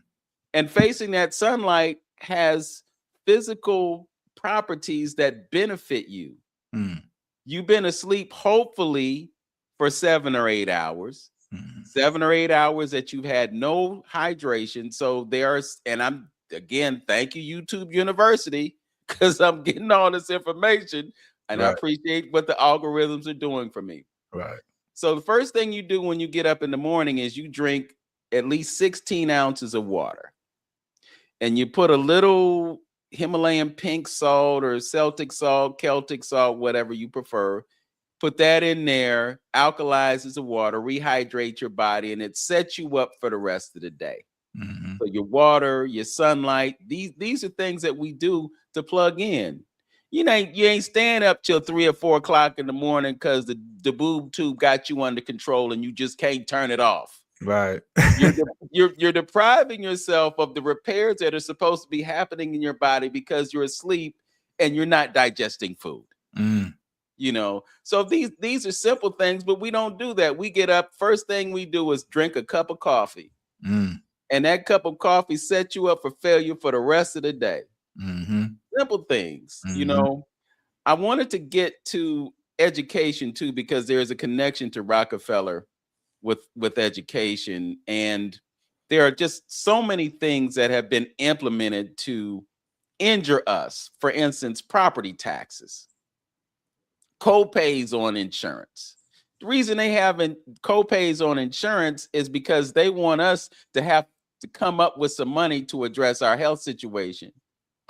And if you're underpaid and you can't afford it and you don't have insurance, then you go without. Mm-hmm. Nature of the system. Mm-hmm. Property taxes. The property taxes they're high in communities of color. Mm-hmm. And there's intention about that because they realize if you can't afford to pay the tax, then the property gets taken away from you. So all these things have been happening. I'm really glad that you brought up the idea of 600 Black Wall Streets. Mm-hmm. Because we only think about a couple of them. Mm-hmm. And it just creates that, once again, that expansive window of victimhood, like we not capable. But that there were some brothers who had petroleum companies, right? Mm-hmm. Yep. And they did them in. They just said, okay, well, y'all can't be doing this. Right. Okay. Right. We can take this away. Yep. Anytime that they see us enjoying any modicum of success, it's like the green eye of jealousy, envy, and greed kicks in, and they got to take that away from you. This is a country that we live in. It's so amazing, M'Bwebe, when I look at all the information that's flowing through social media about our history and learning about these people and these situations and, looking back at the Reconstruction period. I mean, slavery, quote unquote, ended, and then Black folks started getting busy. Mm-hmm. And brothers were running for, seats in legislatures, and they were doing well, and then all of a sudden, oh, wait a minute, hold up. Yep. Y'all getting too much power. We got to nip this in the bud. And so the KKK takes off, and all those other groups. And so once again, we're on the receiving end of disease and dysfunction. And then along comes Rockefeller. And then everything rolls out. So, and I live in Cleveland, bro. Right. Listen. Right here where the epicenter was, Right.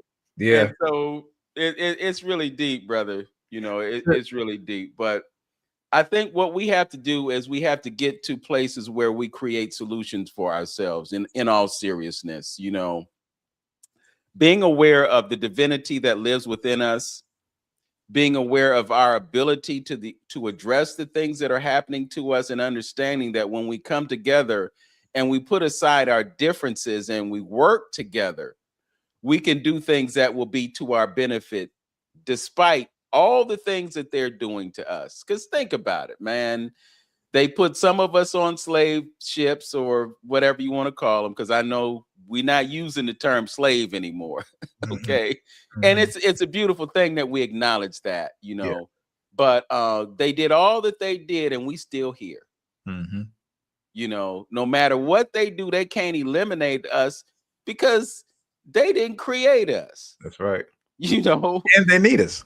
yeah. Oh, well, you know, They can't function without the Cheerios commercial is the evidence of that. right. There you go.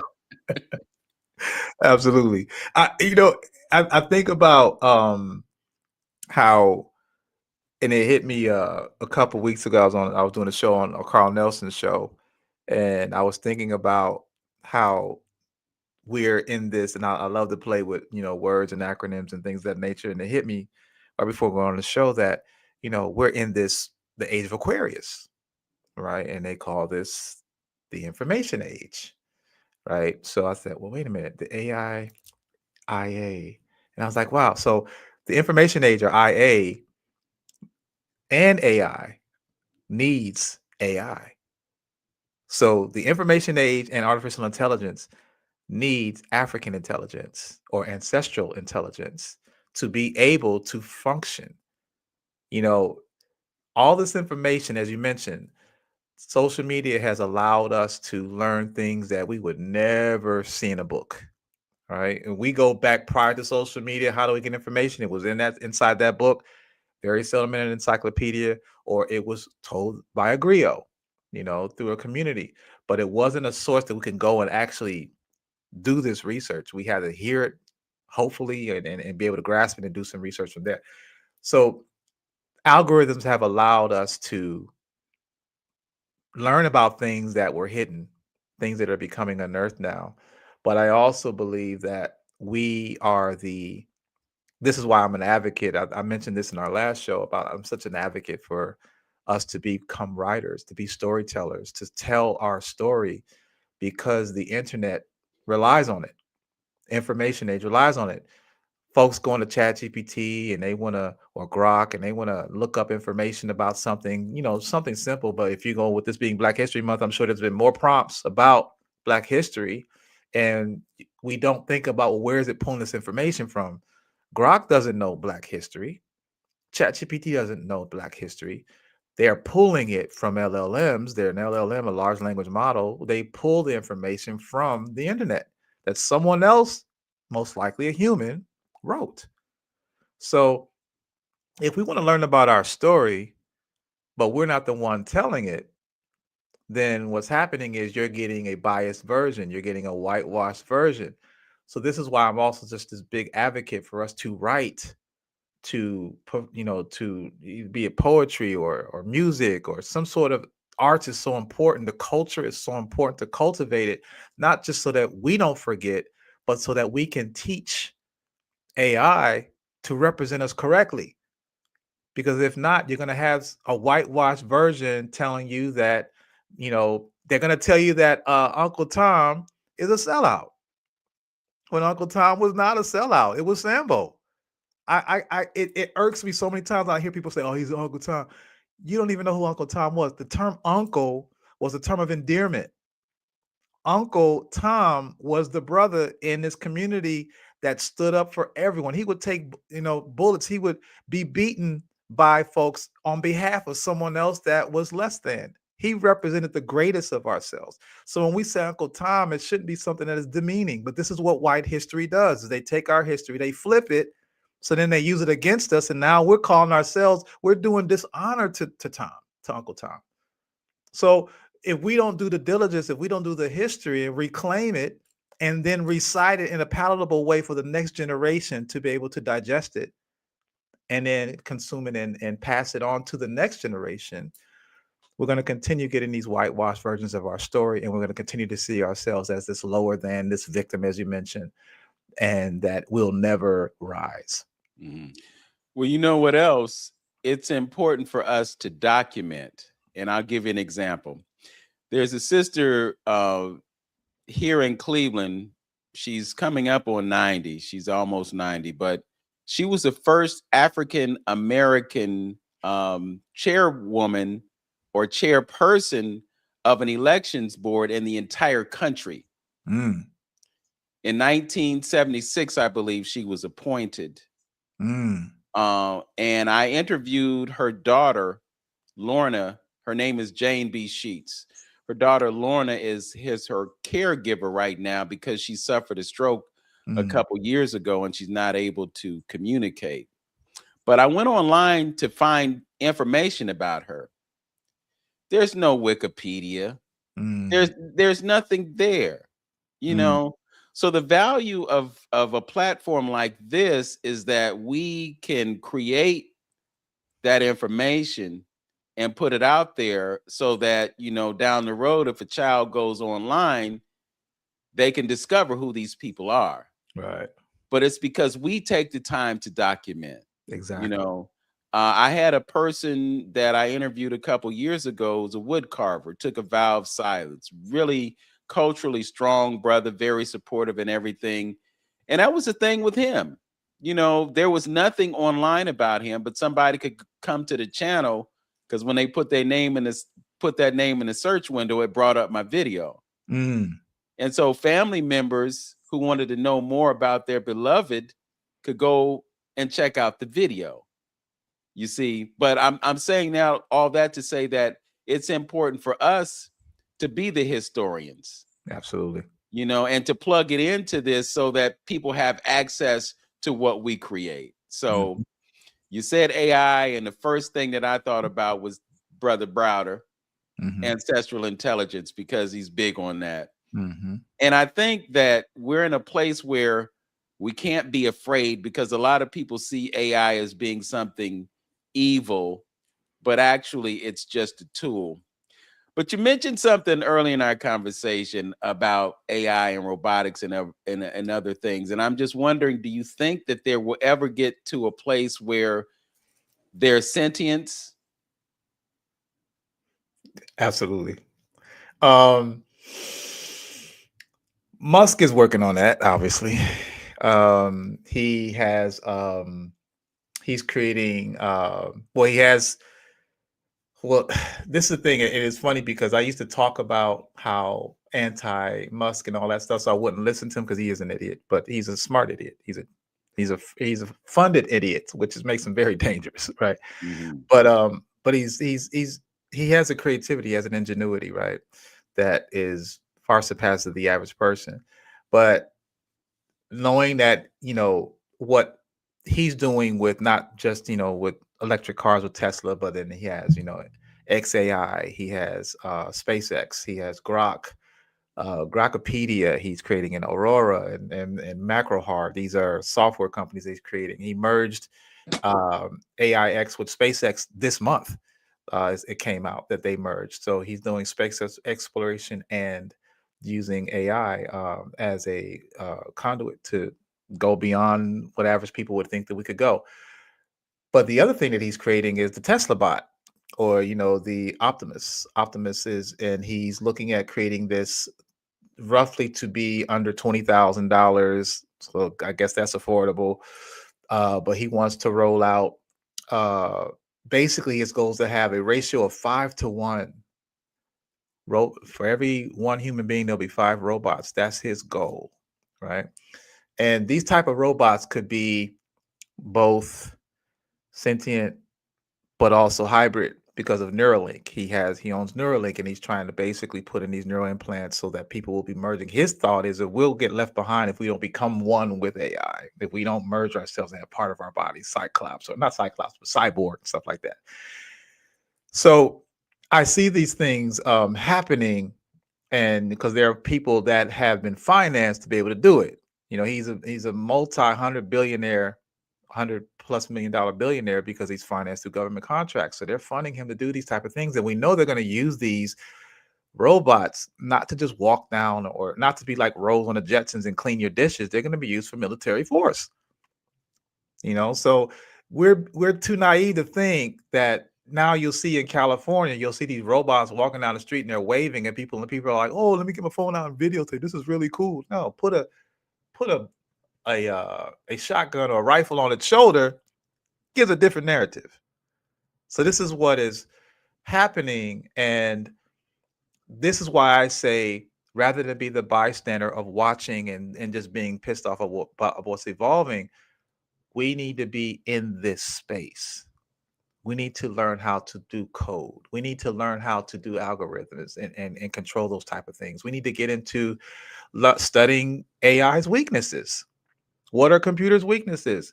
Water and magnets to start out with. So in case that we needed to, because a rock is not going to hurt a robot in a minute. They're training robots in Japan that, can fight better than Bruce Lee. And, they don't have skin to get penetrated. So they're made out of metal. So you really can't hurt them. So coming back to 2048, it isn't really about, trying to have the physical skills to fight a robot, because that doesn't make sense. It's really about understanding your memory, understanding who you are. If we understand who we are the original AI. We are the original machine. And if you think about that, I just want to read, I had jotted a couple notes to support my claim here. Let me get it right here. Yeah, I just wanted to say these type of things. It is this ancestral intelligence whose base is connected to something much larger than our earthly concept of God that has aided the evolution of our species. To understand, you must first see yourself as a machine. Like the internet that seems to now never be off, our wireless connection to positive and negative frequencies that enables software, mental up and down grades, influence our behavior patterns on a daily basis. Our bodies are one of the first air filtering systems through photosynthesis. This is all done automatically and autonomously. You don't have to ask your lungs to expand to take in oxygen, convert it, then blow it back out as carbon dioxide. It does it automatically until it can't. We are the first, or again, earliest recorded self-governing and wireless invention. Unlike your smartphone, we don't need a cord for self-charging. We get it from sleep and sun rays. The last wire we were connected to was fixed to our mother by way of the umbilical cord, where we received not only nutrition for 9 months, we also received massive genetic, neurological, and spiritual downloads, functioning and memory data responsible for the person you are right now. Is it also ironic the belly button is in the same region that's called your core, aka the root of your essence? We have a built-in waste management system, processing and delivering nutrients and foods to needed parts of our body while ridding the rest.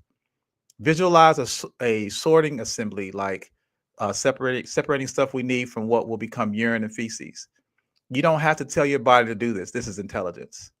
We have a defense system as well, an immune system that fights dis-ease. All it needs to remain efficient are the natural elements found in herbs, plants, fruits, and water. Remember, the original pharmacy was the farm. So I say these things because when we look at the world that we're living in and the way things are operating, everything is based off the human body. Everything is based off of, when you think about the car, the engine of a car, that is the heart. The valves are the veins. The blood is the gasoline. So when we think about these things, we are the original machine. So if we go back and think about the way it gives credence to it, it just gives massive respect to those architects that even designed the human being. And I'm not talking about this mythical Jesus or this God, but we are really a phenomenon. And if we really think about how we were designed, I think that lets you understand the one thing that I have to unfortunately tip my hat off to global white dependency is that they actually set out what they intend to do. They wanted to conquer the world. They did it. We also did this. We just forgot that we did it. And even worse, we forgot that we forgot. That's what Baba Browder talks about in his poem, Transition 13. So it's going to take a special kind of people to understand that, one, all of us ain't going to make it. Although I wish we all would, and we still could if we all decided to. But relatively speaking, I know that most folks are going to go for the handout. They don't want to take the quote unquote proverbial red pill. So it's going to take those very few folks that understand the importance of passing on, creating something better for the next generation, but also not just in verbs, but in physical manifestation. We need to have these physical things in place. We need to know how to, again, I can't implore even more. Get involved in learning how to code. learn a little bit about AI so that you can understand, well, what can I use AI for my advantage? Not to create a cheat sheet or to do a scheduling thing for me or something simple. How about study AI and say, well, hey, AI, tell me, what's your weaknesses? Don't be afraid to ask those questions because it'll tell you. And then if you find out what those weaknesses are, then okay, well then let's create something that manifests that just in case. Or if Tesla can make its own robot, why aren't we? I found videos in Africa. There are countless young people in Africa, engineers that are doing these type of things. And this is why I placed 2048 both in Brooklyn and in Kigali, Rwanda, a smart city, because there's a lot of intelligence in there. People globally, diasporically, again, African futurism. Let's look at this from a global perspective. We can do some things to survive what's coming because the pattern shows that we do. The saculum of, if you study saculums, you'll understand that society is still advanced. And as you mentioned, we're still here. As much as they try to get rid of us, we're still here. So what is it that makes us dynamic? And what will be our contributions for this go around for us to still be around, to still be here? Mm-hmm. Ancestral intelligence, I can't help but remember, and remember is a key word because you just talked about how we forgot. Mm-hmm. We forgot who we are. And then forgot that we forgot. Yeah. But just going back to Imhotep, mm-hmm. Had there not been an Imhotep, we wouldn't even be talking about AI right now. Yep. So that's why it's important for us to remember. You just used the term global white dependency. And as we were having our conversation, I'm reminded of the fact that we talk about something called white supremacy all the time. Mm-hmm. And I just want to invoke this because it's really difficult for me to say white supremacy and white supremacists and that stuff, because when you do that, you give power to the idea. Right. So you heard it here first on 360 Info Network. I'm saying let's change the term to white pseudo supremacy. I like that. It puts it in a completely different paradigm. Right. You know, so that we don't acknowledge that we think that that's what it is, because that ain't what it is. Right. It's pseudo supremacy because there has never been, even though the havoc has been wreaked for the past couple thousand years. Yeah. But we've been on the planet for more than 2,000 years. Facts. You know, and there's more history of us than there is of them. Absolutely. According to Browder, we have 192,000 head start 192,000 year head start in history to white folk. Yes. So we're in the here and now, and that's the problem, is that we think that it's authentically happening now when it's been happening.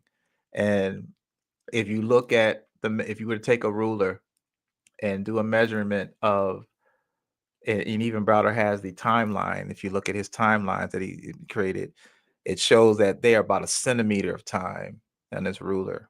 And we just happen to be in this space where it is right now.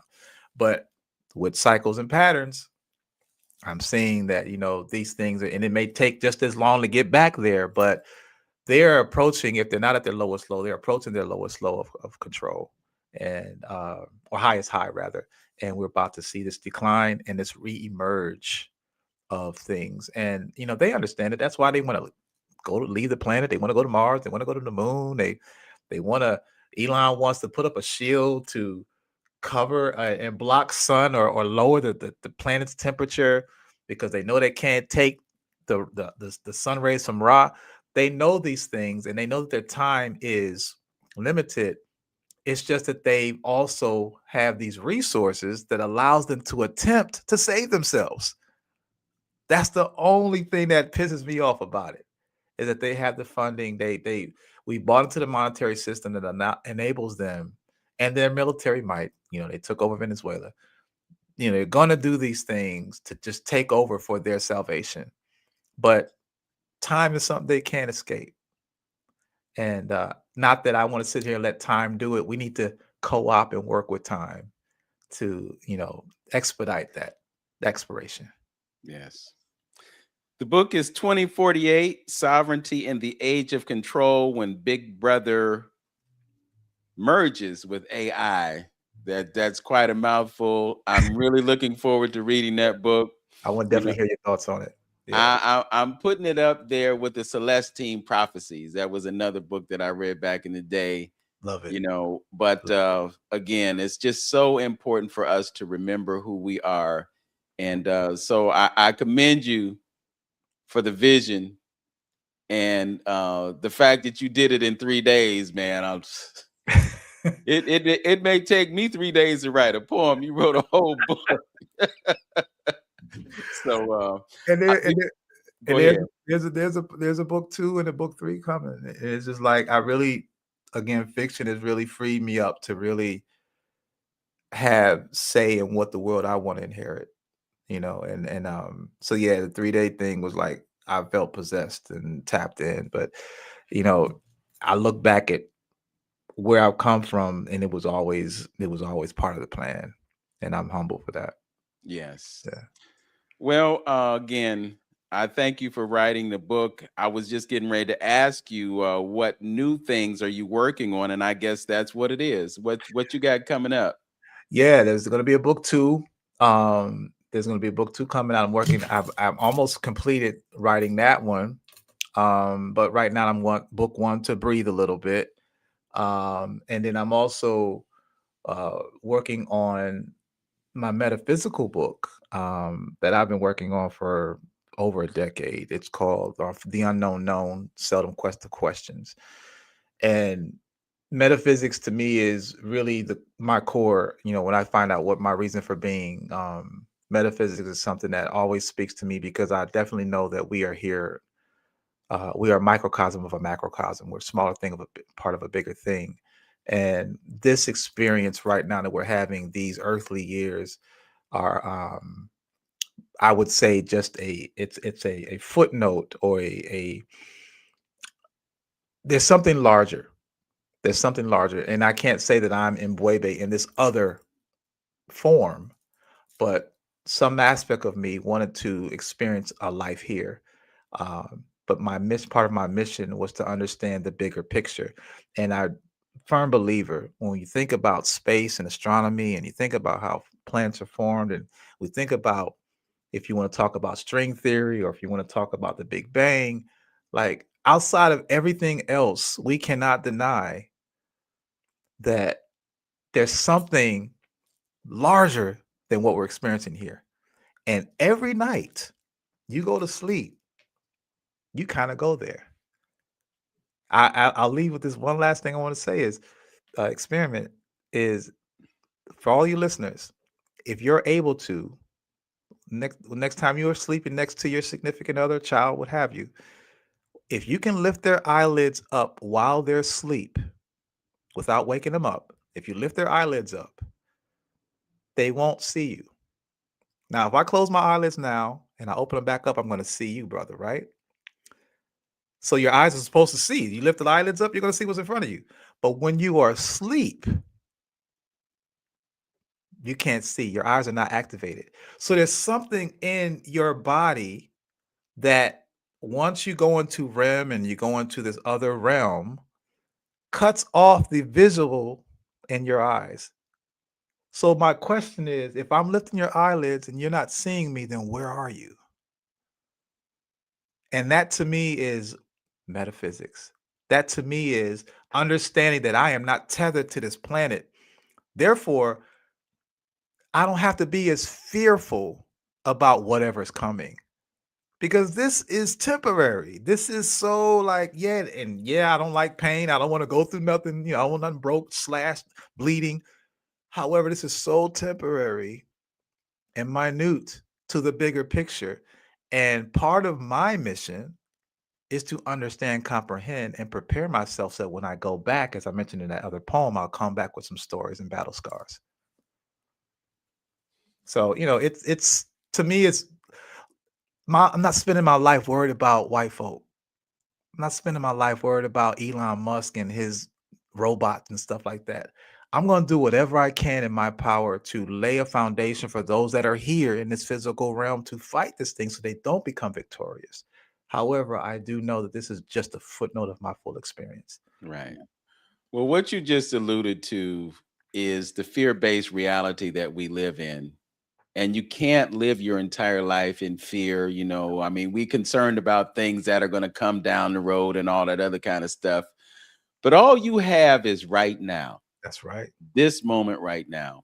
Facts. We could talk about metaphysics for a couple hours, but I'm not going to do that to you. For real. But just know, when the book is done, we'll have that conversation, and I will look forward to that as well. Brother M'Bwebe, thanks for joining me on this platform. Humble, brother. Always a pleasure. Absolutely. I'll mention to Wayne that we had this conversation, and then perhaps sometime in the future, because you know he wrote a book called Ancient Future. Come on, man. Okay. Classic. Okay. Classic. So Yeah. I'm gonna bring you and him together, and then y'all can have a conversation online. How about that? I'd love to do that. I'd love to do that. Okay. Absolutely. Thank you, brother. All right. Madasepa. Okay. To those who are still with us, like, comment, and subscribe. Share this video with someone else, because we talked about some significant things, and the brother does have a book for sale. So I'm trusting that you will go ahead and pick up your copy of that, and we will reconvene sometime in the near future. Until then, as always, know yourself, love yourself, be yourself. Make today your absolute best day. Peace, y'all. Bless up.